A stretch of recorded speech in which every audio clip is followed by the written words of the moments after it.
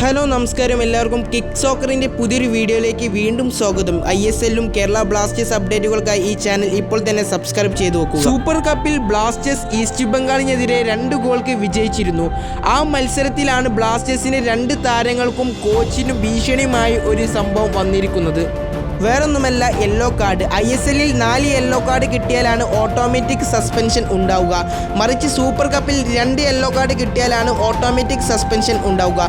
കേരള ബ്ലാസ്റ്റേഴ്സിൽ നിന്ന് 2 താരങ്ങൾക്കും കോച്ചിനുമാണ് ഈ സസ്പെൻഷൻ ഭീഷണി വന്നിരിക്കുന്നത്. ഈസ്റ്റ് ബംഗാളിനെതിരെയുള്ള മത്സരത്തിൽ ബികാഷ് യുംനക്കും ഹോർമി പാമിനും അതുപോലെ തന്നെ കേരള ബ്ലാസ്റ്റേഴ്സിന്റെ മെയിൻ ഹെഡ് കോച്ചായ ഡേവിഡ് കച്ചാലേക്കും ഓരോ വീതം യെല്ലോ കാർഡ് ലഭിച്ചിരുന്നു. അതുകൊണ്ട് തന്നെ ബ്ലാസ്റ്റേഴ്സിന്റെ അടുത്ത മത്സരം വരാൻ പോകുന്നത് മോഹൻ ബഗാൻ ാണ്.